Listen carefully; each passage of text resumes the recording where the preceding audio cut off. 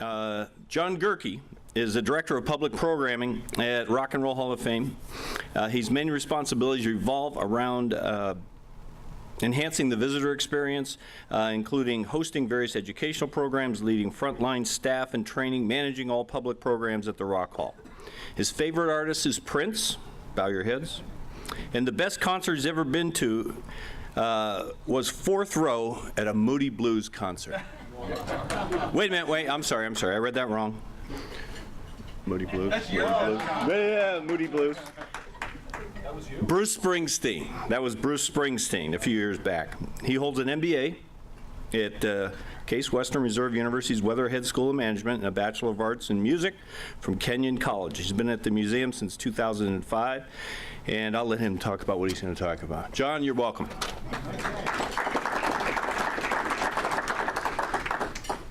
Good morning, everybody. How's everyone doing today? I love the enthusiasm here. This is the rock and roll crowd. I love it. First off, I really want to say a big thank you to Jim Ahern for inviting me. It's truly an honor and a privilege to be here representing the Rock and Roll Hall of Fame to all you fine folks. I want to thank James as well for setting me up so nice with the AV. And how about Dick leading us off with song? That was awesome, right? Love that. Yeah, we do a lot of music at the Rock and Roll Hall of Fame, so I feel like I'm in the right place right now. As Jim mentioned, I'm fortunate enough to be the Director of Public Programs at the Great Rock and Roll Hall of Fame in downtown Cleveland. I've been there for like almost or over half of my life to this point. I've been there full-time since 2005, but even when I was in high school, I used to volunteer there on a monthly basis, and in college, I interned there. So and I've been in Cleveland for 20 years, basically since the Rock Hall opened. I've been a Clevelander. I'm a diehard Cleveland sports fan, as you can tell, too. So it's been a great time being in Cleveland. It's been a great time being in Northeast Ohio for the last 20 years. And certainly the Rock Hall's doing great things. Our sports teams are doing great things. And what I'm here to do today is just kind of share with you some of the exciting things that are going on at the Rock and Roll Hall of Fame. Certainly we'll have some time for questions at the end, if there are any. But before we talk about what's happening, I thought it would be kind of fun just to think about the actual this is sort of the history, just a brief history. I'm not going to go too deep, but just to give you a little bit of context so we're all on the same page. The Rock and Roll Hall of Fame and Museum actually began with the Rock and Roll Hall of Fame Foundation. And that was formed back in 1983, believe it or not, by these two gentlemen here. On the left, we have Ahmet Ertegun, the late Ahmet Ertegun, who is the founder of Atlantic Records. If you know Ray Charles and Aretha Franklin, he founded that record label, and he signed those two and many, many others to record deals. And then on the right, we have Jan Wenner, who still leads our foundation to this very day. He's the founder of the great rock and roll magazine, Rolling Stone. In 1986, so a few years thereafter, we have our first induction ceremony, and we've had annual induction ceremonies. And if you heard recently, the big news is that the induction ceremony will be in Cleveland every other year, starting in 2018. That's huge news for Cleveland. It's great for us at the museum. It's great for downtown, but I think it's just great for Cleveland in general. But the first class of inductees was sort of it was your forefathers of rock and roll: Chuck Berry, Elvis Presley, Ray Charles, Little Richard, Jerry Lee Lewis, and many, many others. And then about a decade later or so, after just an amazing campaign, tremendous support, local support, city support, county support, state support, support from people, the Rock and Roll Hall of Fame opened in Cleveland, Ohio. So we're now going on 21 years strong. Jim asked me about the Moody Blues. I know he's a big Moody Blues fan, as you can see by his t-shirt there. So am I, by the way. And Moody Blues are not yet inducted. Hopefully they will be one day.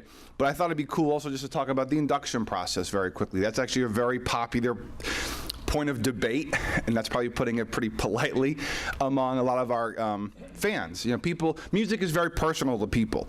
I'm sure it's part of the reason why you start your meetings with a song. That's I'm sure every meeting you do that, right? Music really speaks to us. There's strong memories associated with music, so people have a lot of passion around it. So here is the induction process. The foundation, which is still to this day based in New York City, and we work very closely with them, they're great. They oversee the entire process. Artists become eligible for induction 25 years after the release of their first record. So if, Dick, if you record your first record today, 25 years from now, you can be eligible for induction into the Rock Hall. And I bet you'll still be around. There's a nominating committee, which comprises of historians, artists, critics, academics, even some museum staff, and they get together every year to think about those who are eligible, and they effectively come up with a ballot over the course of like a pretty intense day-long debate. That ballot is maybe 10 to 15 people and gets mailed out to about 700 or so voters all across the world, the largest portion of which are our living inductees. And that's actually pretty cool. If you think about a lot of Hall of Fames, not all Hall of Fames allow their constituents, their inductees, to vote, to have a say. I love the fact that Aretha Franklin can vote, and Mick Jagger can vote, and Paul McCartney can vote if they want to. And usually every year about 5 to 7 performers are inducted. But for those of you who know the history of rock and roll is not just about the performers. Certainly that's really important, but we have other categories of induction as well. We have the non-performer category for songwriters and producers and disc jockeys, like the great Alan Freed, from Cleveland, who really kind of popularizes the term rock and roll in the early 50s. The early influences category, these are folks like Les Paul, Louis Armstrong, Louis Jordan, folks who came, Hank Williams. They weren't rock and roll, but they really were the early influence to rock and roll. And then we have a sidemen category. Anybody big Motown fans? Motown from Detroit, Michigan. So Motown, if you know the great music of Motown, they had a bunch of session musicians called the Funk Brothers. A lot of them are inducted. So you may not know the names, but you know their riffs, you know their music. So we have a whole category designed to honor those musicians. So that's sort of just a background of a short history of how we got here and how we induct our musicians and the bands. But I thought it'd be really fun to really focus on what's new with the Rock Hall, because there's a lot of new things. You may have seen some of these out in the papers. There's been a lot of great press coverage for us recently, but I'll highlight just a few. Probably the biggest thing is what we're calling Rock Hall 2.0. We're 21 years old. Our attendance has been great. We're financially in probably the healthiest spot we've ever been, I would say. But it's 21 years old. It's kind of time to sort of revisit some things and try and refresh some things. So it's really like a full museum redesign. Now this is going to be a several-year process. You'll hear about this moving forward. But right now, even right now, in the last couple of weeks, we've launched a couple of new things. First of all, sorry, it cuts off here at the very top. We have the Rock Box installation. You may have heard about this. It's going to be all down East 9th Street, also known as Rock and Roll Boulevard. Thank you, James. These sorts of speakers, you'll see them all down East 9th Street. And at a couple, I think it's like every other hour, on the hour, you're going to hear music, coordinated music down East 9th Street. And it sort of leads, it culminates with us at the Rock and Roll Hall of Fame, but you'll see these speakers all across East 9th Street. It's to unify downtown, really to kind of signal that we are the rock and roll capital of the world. And so it looks cool. It's a cool kind of piece of art, and we used a local artist to help us design it, or who did design it, rather, I should say. But these are up now. If you go there now, you'll see them. And they'll be playing music, I think, around the 4th of July and throughout, forever, many times per day.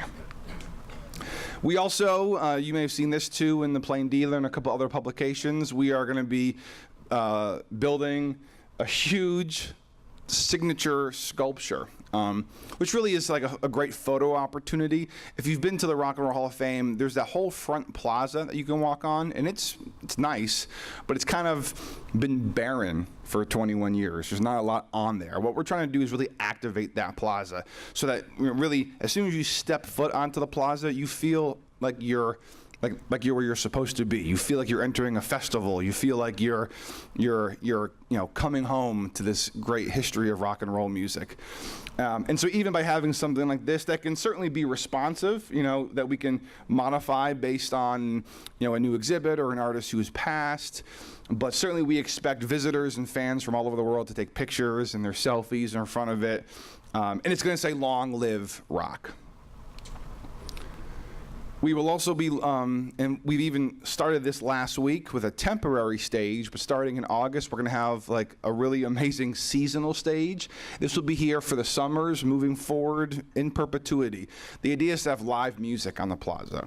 So right now we blast music, and it's great to hear music, but I think there's something different about seeing live music. So now in the summers, you come down to visit. This year, we're starting with 40 days of live music. Next year, that could be 80 or 100 days over the course of the summer. But the idea is just to create that atmosphere, that vibe. You walk up to that front plaza, you see the rock box speakers, you take your picture in front of the "Long Live Rock" sign. You can see some live music, and it could be anything. It could be a DJ, a singer-songwriter, a big band. You name it. We're gonna, sort of feature, and really we're gonna be featuring and supporting local musicians primarily. Speaking of the outside and that activated plaza, there also will be now an outdoor cafe and a beer garden. This will be hopefully making a debut later this summer in some form or fashion. A lot of things we're sort of piloting this summer to see how it's working, and location and all that kind of stuff. But moving forward, effectively starting next summer, you're going to be able to go down to the Rock and Roll Hall of Fame and have lunch. Right now, oddly enough, you can't go have lunch at the Rock Hall unless you buy an admission ticket, and that's not that's not the best way to do it. So we're changing it around now. We hope people do just come down for their lunch break, listen to some music, have some lunch or have a drink. Jim mentioned, and I'm the director of public programs, but with that is also just the visitor experience. The visitor experience is so important. Every year we welcome between 400,000 and 500,000 people into the Rock and Roll Hall of Fame. But making sure that they have the best possible experience is our ultimate goal, so that they can tell their friends, they can evangelize for us, they can come back. And so with that is even just thinking about the entry experience. I mean, starting from the plaza I just mentioned, but even when they walk in, we're really stripping everything away and starting from scratch in many ways. There'll be a whole new welcome experience. The whole visitor flow is going to be different. How we handle ticketing will be different. Thinking about every little aspect of that visitor path once they're in the museum. You see it a little bit in the corner, but our retail store is also brand new, and this is now up and running. We open up our brand new Rock and Roll Hall of Fame store in May, and it's beautiful, and it looks like you're walking into like a really cool store in like Soho, New York. It's really, really impressive. I'm very proud of our team who helped to put it together. So if you get a chance to check it out, there's also great new merchandise, and we have stuff. There's a Lennon-McCartney line of like dress shirts that I've been rocking almost every day at the Rock Hall. It's very cool.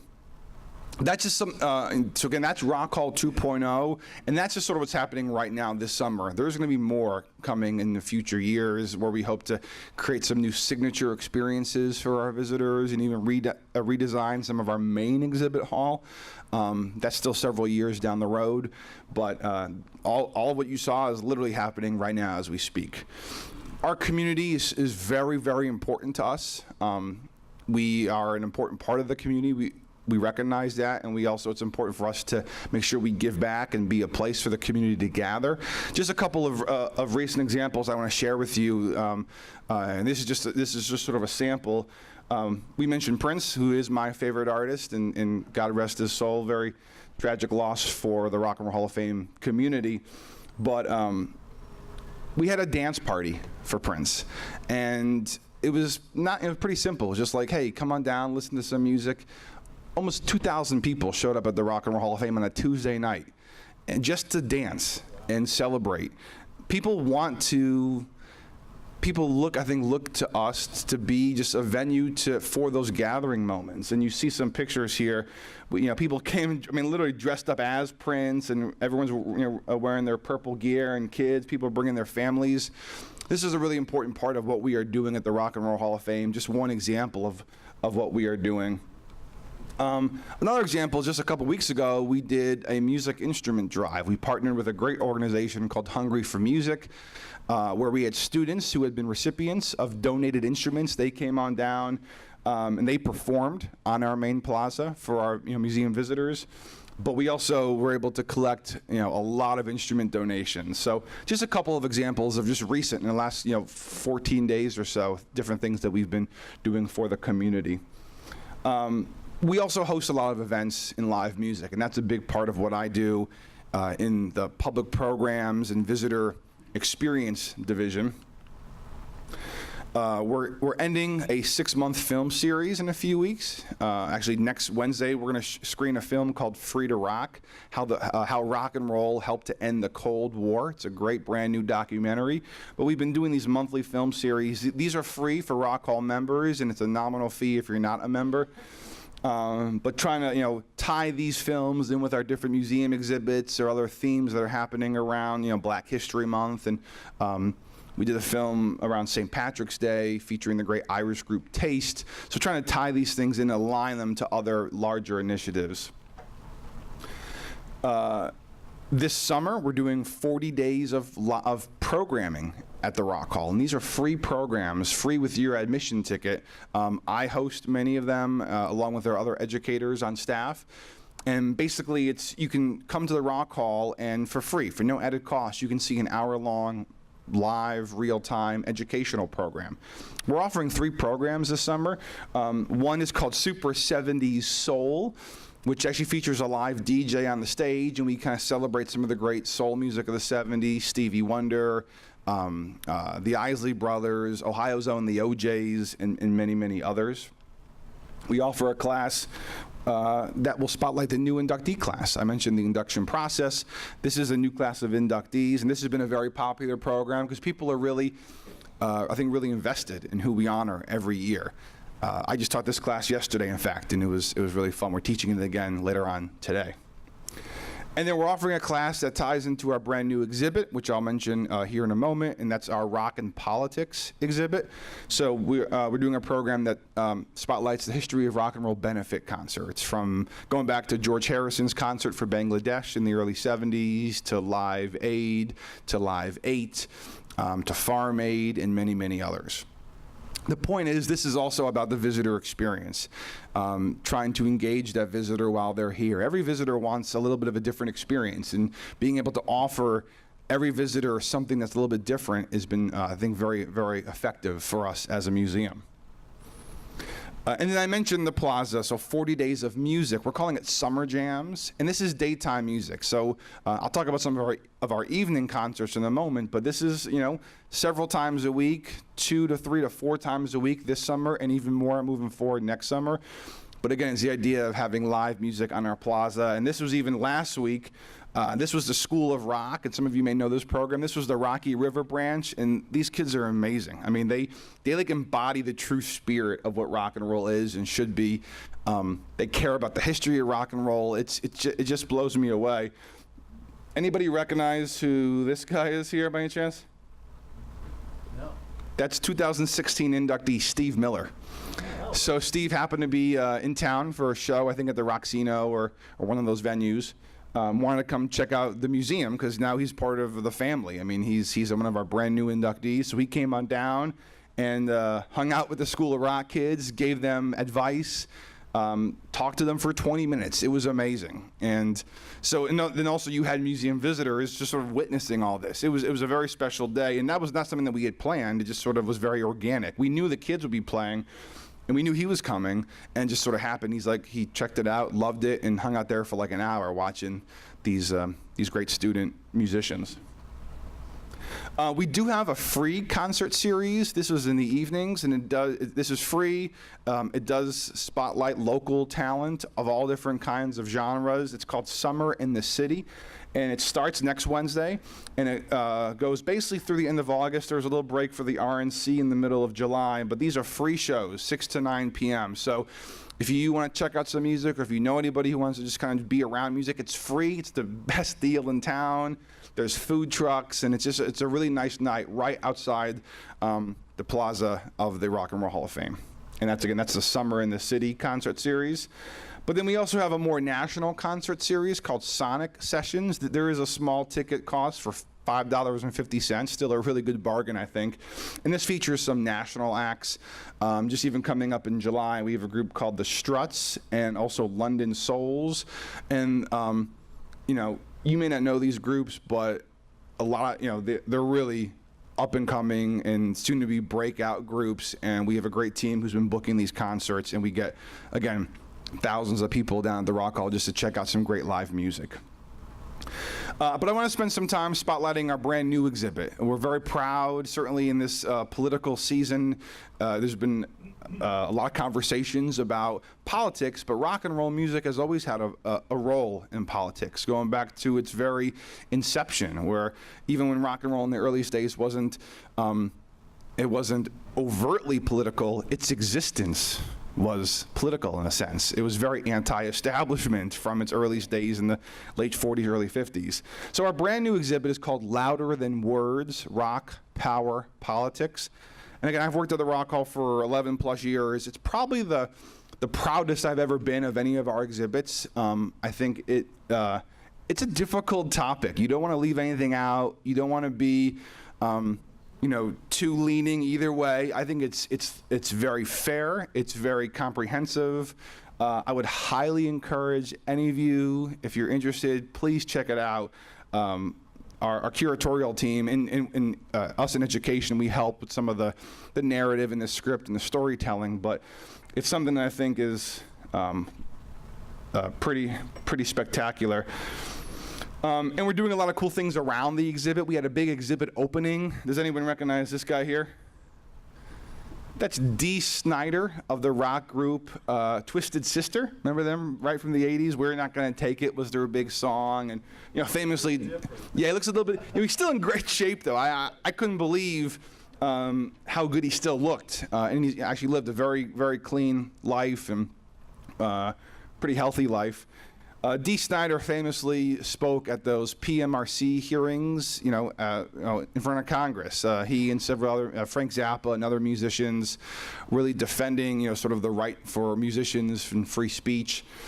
So, in fact, this was a picture of him busting through the parental advisory sticker. And it was just a great celebration. A lot of our members were invited to this special exhibit opening. It's one of many great benefits of being a member. We're also doing a lot of things even via social media. The great Jorma Kaukonen of Jefferson Airplane was here a few weeks ago, and just here for just a couple hours to check out the exhibit. But we sat down with him. I mean, the beauty of social media is that you can actually, with something like Facebook Live, you can live stream through Facebook so easily an interview. And we did it, and over the course of like 48 hours, we had like 15,000 views of this like 10-minute interview. So try and be more responsive and more reactive to those things, social media being a great forum for that. Certainly there'll be a lot of programming at the museum as well, but it's nice to be able to offer those things digitally. These are some handwritten lyrics. Anyone recognize this song? Yeah, Bob Dylan, The Times They Are A-Changing. Just one of many, hundreds almost of really powerful artifacts that we have in our Louder Than Words exhibit. And these are the original handwritten lyrics to one of, I think, the most important songs of social change, The Times They Are A-Changing, from 1964, I want to say. So again, we interviewed like over 50 artists of all different styles, genres, all across the history of rock and roll, and got their perspective. So you really hear the musician's voice in this exhibit, and it is very comprehensive. It takes up 2 floors of our museum, the top 2 floors, in fact, and you could spend a couple hours checking out the entire exhibit. What I want to do as just a little highlight before we get to questions, I would like to actually show you a video. It's about 3 or 4 minutes or so, but it's the video is called "The Power of Music." And I talked about that at the front, and I think this is a really relevant video to share, and we do show it in our Louder Than Words exhibit. You'll see Bono and many others whom you may recognize, but I think you can all relate. No matter what kind of music you listen to, I'm pretty sure everyone in this room has some strong connection to some music. I know I do. It's why I love going to work every single day. You know, I don't even call it work. It's not work. I get to go to the Rock and Roll Hall of Fame on a daily basis, and they pay me, right? I'm living a dream. So I can attest to that power of music. I'm sure you all can too. Let's check out this video, and then I'll take some time for questions, certainly at the end. But please enjoy our video called "The Power of Music." Human spirit. It's beyond words. Can you imagine a world without music? Sad, horrible place to live, wouldn't you think? The power of music is awesome. Music has the power to change ideas, things, people. It's bridged so many gaps in culture and religion. It reaches across. How many times have you heard a song that absolutely invoked some kind of emotion in you? Music is sorcery, it's magic.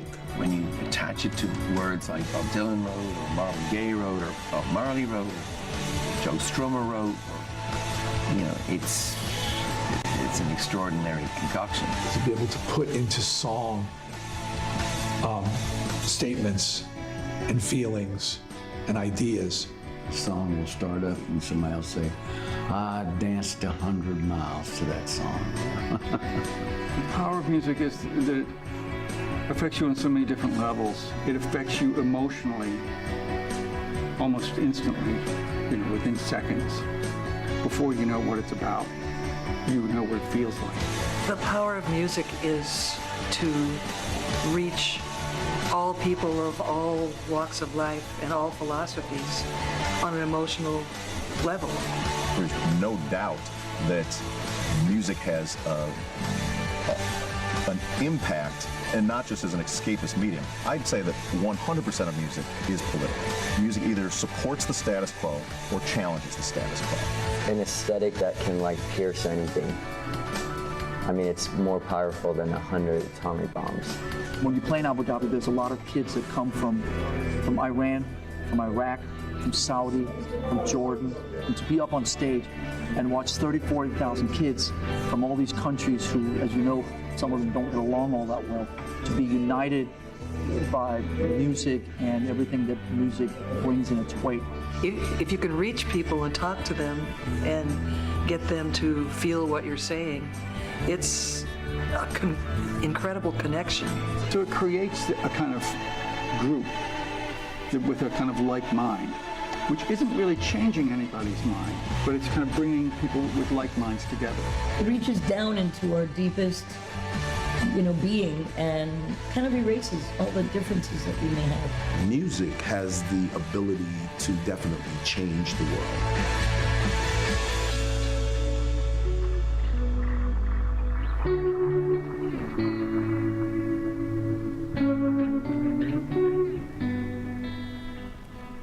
There are so many things in the world that do divide us, unfortunately, and you heard it in that video. I do think music has the great power, and it does it, to unite us, to bring us together, or to challenge things and to make you think and to raise awareness. And sports is similar. I guess you saw that with some of the Cavs celebration. It breaks down all those barriers between people. You have a common bond for a sports team. I think it's similar in many ways with music. That's the end of our formal presentation, but I want to be sensitive of your time. I know you have a meeting, and I really want to thank Jim for switching things around so I can try and navigate to get downtown somehow. I'm not sure how I'm going to do it, but HR sent out all these parking advisories, so we're just trying to do it. So thank you very much for that. I recognize that takes some time. Let's take some questions. I see Dick in the back. Is there any change in the directions of the music? Is it pretty much as it is now and more of it?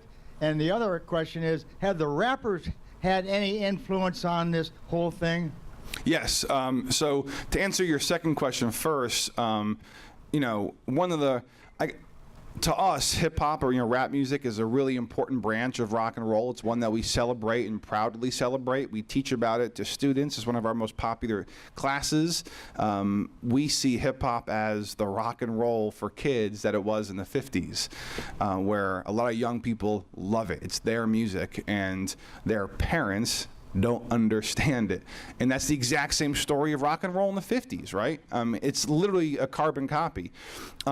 So we do honor, there are about 6 or so rap groups inducted into the Rock and Roll Hall of Fame. You saw one gentleman there, the great Raheem, who's a rapper from the group Grandmaster Flash and the Furious Five, and they had a song back in 1982 called The Message. And the message that they were telling was basically sharing their story of life in the South Bronx of New York City, and during a period of great economic decline, and they were sort of shining a light. Life in the South Bronx wasn't being covered on the nightly news or on the daily newspapers. So Chuck D, the rapper of the group Public Enemy, some of you may know that very great political group, he once said that hip-hop is like the black CNN, and what he means by that is it's a great forum to share these stories and these perspectives that maybe aren't being covered elsewhere. So yeah, hip-hop does play an important role. It's in our Rock and Politics exhibit. It's throughout the entire museum. The first question you asked was just about where music's going. Is that, I want to make sure I get it right, Dick. Yeah. I think we don't know, which is the really exciting thing about music. You can never really predict it. I think if you could, as soon as you can predict where music is going, it suddenly is not as exciting, right?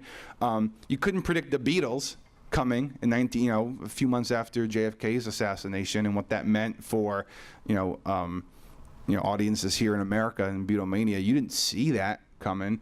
You didn't see, Jimi Hendrix coming. You didn't see funk music or hip hop or punk or disco or any of that music of the 70s.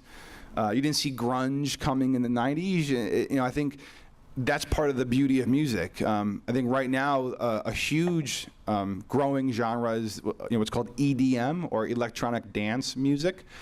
It's that kind of it's connected to dance and to some probably I'm sure some roots in funk and disco, but it's really danceable rhythms, and it's a lot done by DJs at a turntable, but there's like hundreds of thousands of people going to these EDM shows all across the world.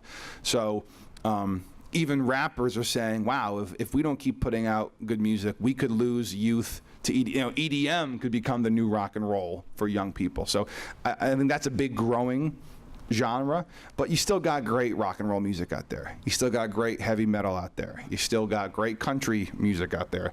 All that music still exists, and what I love is that we live in a world where accessibility is so vast. If you think about kids, I'm 33, so I have memories before the internet, but like my kids, I got 2 boys, they won't have memories before the internet. So they won't know an era where information and music especially wasn't immediately accessible. That's amazing. The power that we have just to listen and to learn and to make those connections. So I think technology has actually been great in that way. And I see a lot of kids actually discovering old bands, Led Zeppelin and Black Sabbath and all those, because of they listen to their music, but they can easily then find those channels back. Yeah. Quick question here. Yes. First of all, you may not realize Dick Pearsall is the lead singer for the London Soul. Oh, yes. So you'll see Dick at our Sonic sessions. Anyway, so my question is, what sort of programs do you have that reach out beyond the Rock Hall within the community? And then maybe corollary to that, it seemed really neat to have Steve Miller, despite his sort of odd interviews, right, connecting with kids. And I'm wondering if the Rock Hall can actually be a conduit for that, of having retired or rock and roll musicians connect with the new musicians of the day. Yeah, and we do that. One of our great programs, we do a lot of really impressive work for pre-K through 12 students on a daily basis during the school year. We have a program, an award-winning program called Toddler Rock, which is run by certified music therapists. It's 30 weeks of the year during the school year. And then we have a program called Rock in the Schools, where think of it like a field trip program for area schools, but while they're at the Rock Hall visiting, they also get to participate in an hour-long educational program with us that connects to their curriculum and to their standards. And that program's been going strong for about 15 years.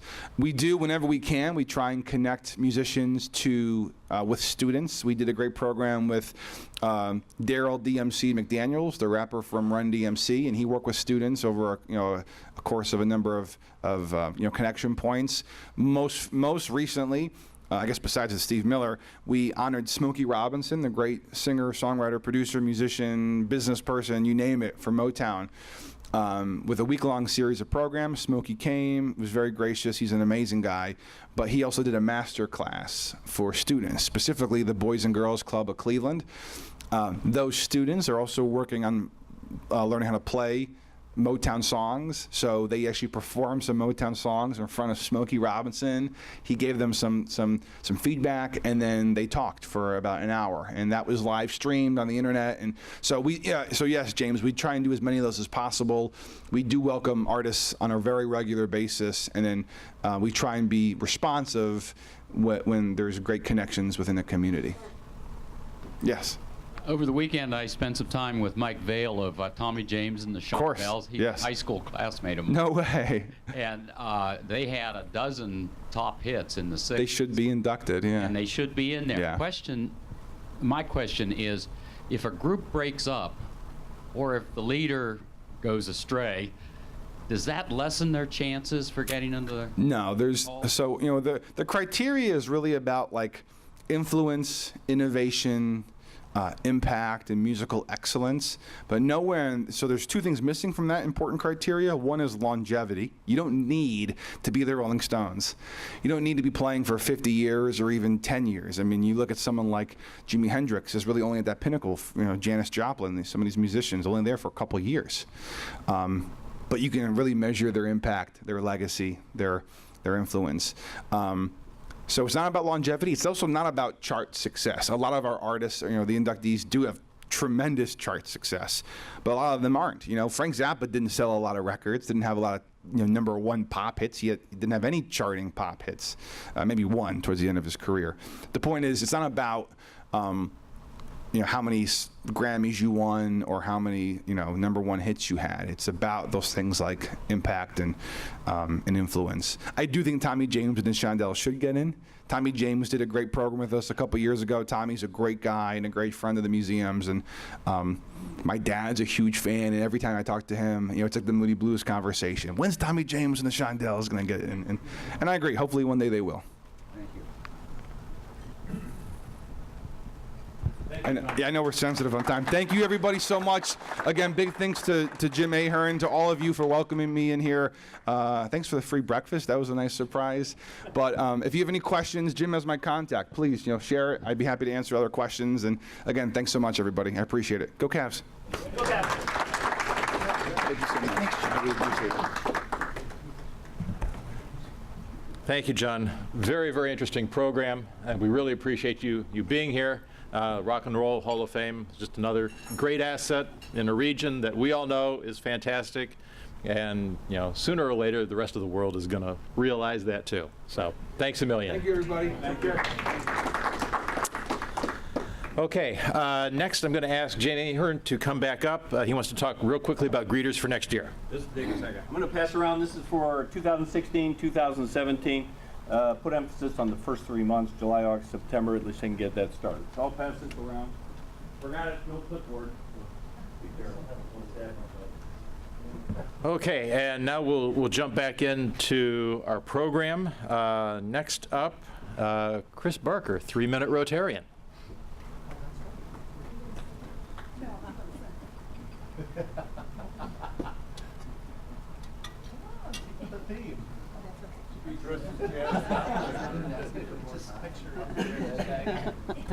Good morning, Rotarians. Good morning. Well, and I agree. Wow, music really can change our lives and make a difference. We could probably always think back to times like in college. Oh, who were you listening to? I remember Madonna. I was jamming to Madonna. And actually, one of the things that you're going to learn about me is music played a big part in my life. My mom made me take piano lessons from the age of 5, I believe. I remember pitching a fit, pounding all the keys and crying and telling my mom I'm not taking lessons anymore, but she wouldn't let me give up. And I'm kind of grateful for that, because it turned out then throughout my life I loved singing. And so in high school, I did a lot of musicals. There was this great program at Lake Erie College called Lake Erie Arts Program. And every day after school, I'd drive with a couple of my friends, and we would actually put on shows. They were musicals, original musicals. And so I did a lot with that throughout high school. And so then when I went to college, I thought, you know what? I love music. So my major actually was, I got a Bachelor of Arts in Music with a vocal performance degree. And I always thought that someday I would probably be a private vocal instructor at college. And probably my junior year, I realized that, you know what, music will always be a part of my life. It probably should have been more of a hobby. And so then I thought maybe I should be a business major because I'm really good at math. It seems like that music, brain, math all goes hand in hand. But I did get my Bachelor of Arts in vocal performance, and my cool claim to fame at college was I was selected as a soloist for our graduation at BGSU. So that was pretty cool. And with the music, something neat that happened also, the Collegiate Chorale, which was the top choir. Well, see, my 3-minute Rotarian's not going to be about music. But right after my freshman year in high school, I got to tour the United States with my choir, and that was the most incredible experience. We would perform at different churches, and we would stay with, the church members at their homes. So we stayed at this mini mansion in Houston, Texas. They had like oil rigs on their property. We have so many good stories. And we went to Vegas. I felt like we closed Vegas that night. We were out till 3 a.m. at Caesar's Palace dancing, and then we got to go to the Grand Canyon. We went to a lot of nice places. Well, there we go. That's not my whole 3-minute Rotarian. I wasn't even going to go into depth, but since that was our topic today, well, I did join the Rotary about 3 years ago. Jim Konopka, who used to work with me at Morgan Bank, he was, the mortgage lender, he actually was my sponsor, but since he left shortly after I became a member, I kind of feel that Gail Royster was my sponsor because she's the one who got Jim involved, and so when I came to the first meeting, it was unlike any meeting that I typically had been a part of. Normally, I'm used to the different business groups where you're going to really try to, make some business connections. And what I loved about this group is how everyone seems to just get along. We had the bad boys table. We knew who they were, but they're not so bad anymore. Okay, and I loved that Dick Pearsall would get up here and we would sing. I love that we pray every morning, the Pledge of Allegiance, and for the first time, I really saw what a difference that a group can make in the community. I've never been a part of that. And I think that's what really brought me the most joy about this group is that, we're not here because of our own personal agenda. We're not here to drum up business. We're really here because, together as a group, we can make a difference. And, when I first joined the Rotary, I thought, I need to get to know all the Rotarians a little bit better. What can I do? And I was fortunate enough that you guys let me on the gala committee. Okay, and so I've been on the committee for I think 3 years now, but what was kind of neat is before I became a Rotarian, I was actually on the board for the EMS outreach of Hudson. And it just turned out one of my customers became a friend and said, Chris, we think you'd be good for our group. And I kind of felt like a moron because I'm like, what do I know about anything in the medical industry? You want me to be part of the EMS Outreach Hudson? Okay, I'll give it a shot. Well, what's been kind of nice is because the EMS Outreach Hudson kind of works hand in hand with the EMS in that we try to find ways where we can bring important things medically related in some way to the Hudson community. So being on the Rotary Gala Committee and also on the board for EMS Outreach Hudson, at our gala meetings when we were looking for beneficiaries, I was able to say, you know what, the EMS Outreach Hudson, we could use some money. So EMS Outreach Hudson was a beneficiary, and the funds were used to subsidize AED costs for businesses in Hudson. And then most recently, I was able to identify the need for the Lucas device for the EMS. So I really feel grateful that I was actually in a position in 2 different places where I could actually kind of help facilitate, making a difference. Now let's see, what else should I say? Well, I have a big event coming up in my life, my daughter's life. My daughter, Taylor, who's 22, is getting married August 20th. So our neighbors have 10 lovely acres here in Hudson. We're going to have an outdoor barbecue shindig coming up August 20th. So we have that to look forward to. And let's see, I've had a change in my life as far as my career goes, as far as my employer.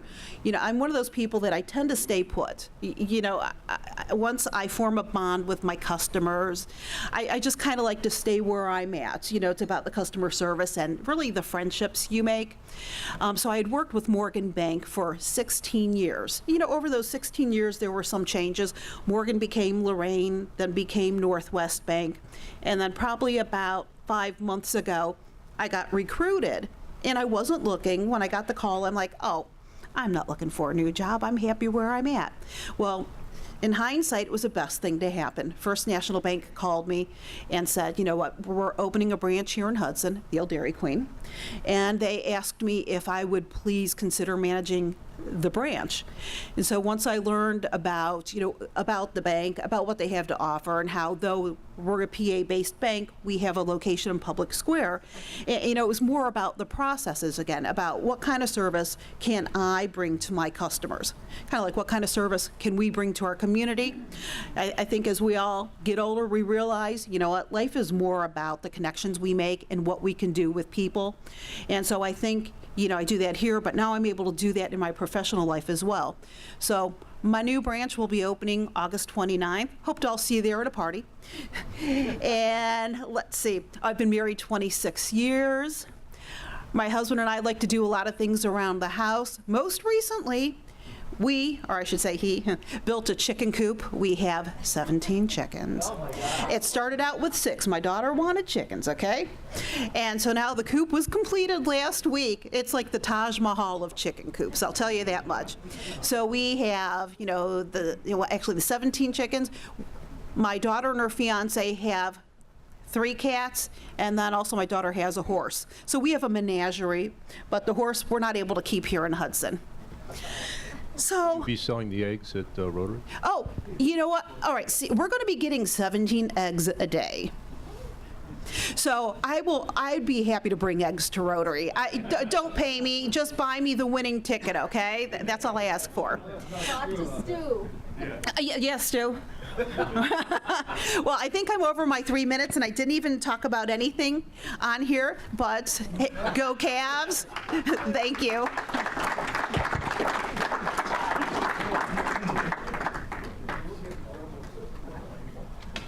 Thanks, Chris. I think we all completely agree with your observations on our club and its mission and focus on serving the community.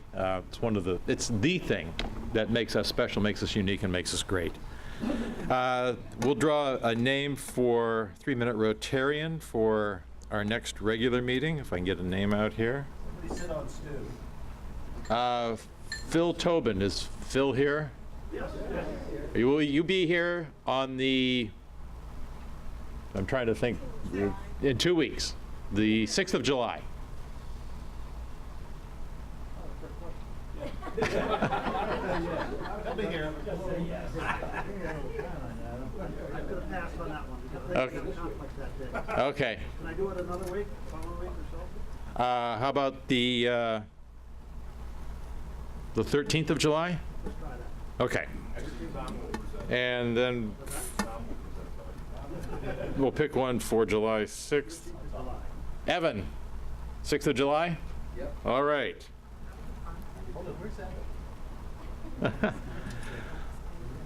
Okay.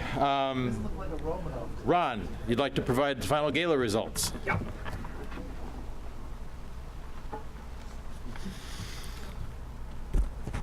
Okay, the gala was a great success this year.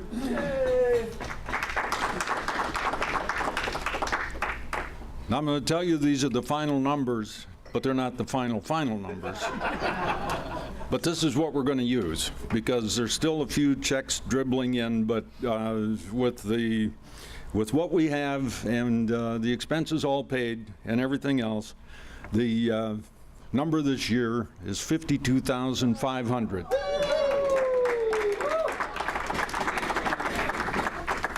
Now, there is a caveat to that.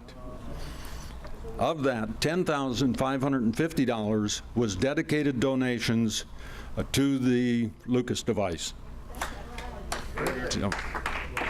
So if you compared this year's gala to last year's gala, it would be $42,000 this year, and last year it was somewhere around $35,000.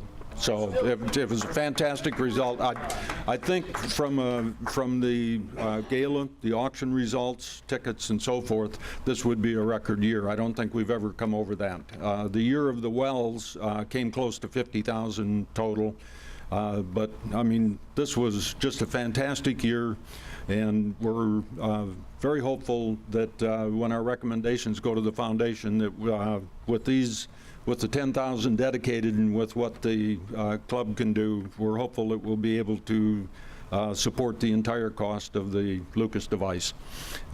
Plus, we've also recommended that we give $5,000 to Gift of Life Northeast Ohio again this year. So thanks to everybody for your great work, and it's just a fantastic result. And thanks to the committee.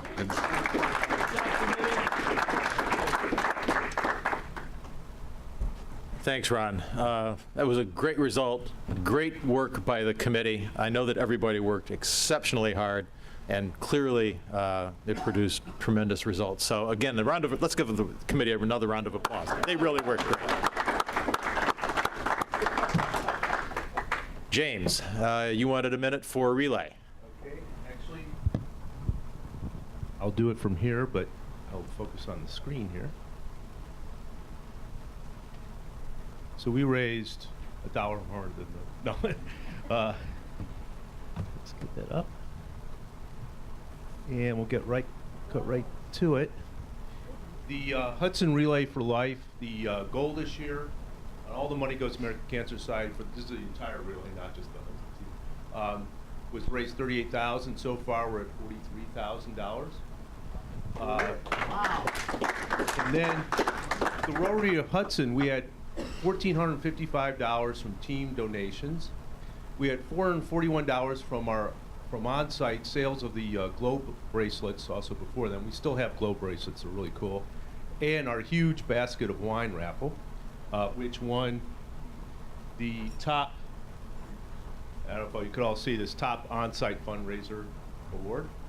And then on top of that, there was a renewal of a $15,000 grant, and I believe that was in association with the American Endowment Fund. And so together, putting that all together, we also were the top fundraising team. So we also got a recognition for that as well. So, and then I'll quickly flip through some of the sights and sounds. There's Phil in his truck in the parade. There's the start of the Survivors Lap, which is the first lap led by the Boy Scouts, or Cub Scouts, I should say. And then that's one team that their costumes were with the tutus. And then this is where the caregivers met up with the survivors and then joined them. This one fellow there, that's his 2 young children. He had survived a cancer scare. And then there's Tom with the American Endowment Fund. Bill, I recognize the fellow there. Their gifts qualify them as a sponsor level. There's the Brain Trust. Thank you very much for everyone who was there. That was the giant basket of wine that we auctioned, although when I finally came time to give it out, there was only like 2 bottles. So we're trying to figure out what happened to the other 20 bottles of wine. But what was really nice is a lot of people, put in tickets for that. I tell you, wine works every time. But the fellow won it. It was this team that was a family where the daughter, who was in her 20s and was a special education teacher, had died of cancer very tragically. And so her father, who's, I guess, walked the most laps and most participation, and her uncles and aunts and siblings were all formed this team, and they're the ones who won the basket. So we were very happy about that result. So, and then it ended up with fireworks. Let's see if I could actually get this to work. So if you missed the fireworks, here's the finale, courtesy of American Fireworks.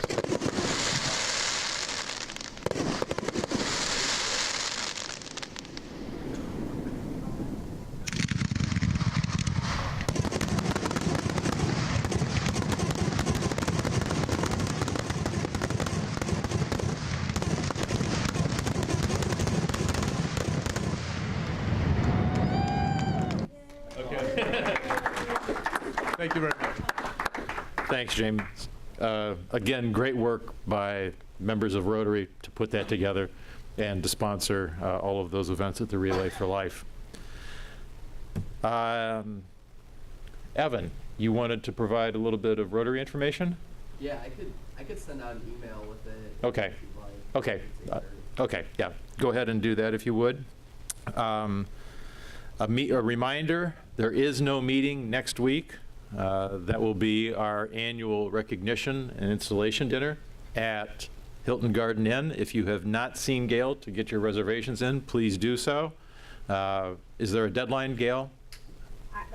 Friday. Friday. Okay, by this Friday. So please let Gail know by this Friday your attendance and give her your check.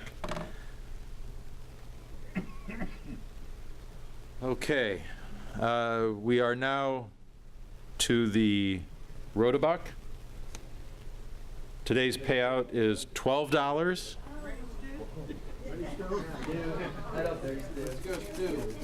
The jackpot is $414.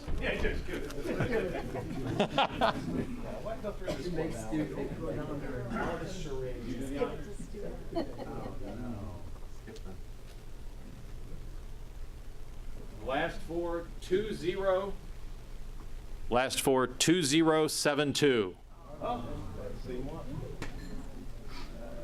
2072.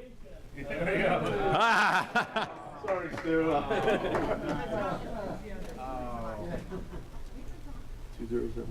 2072. You can.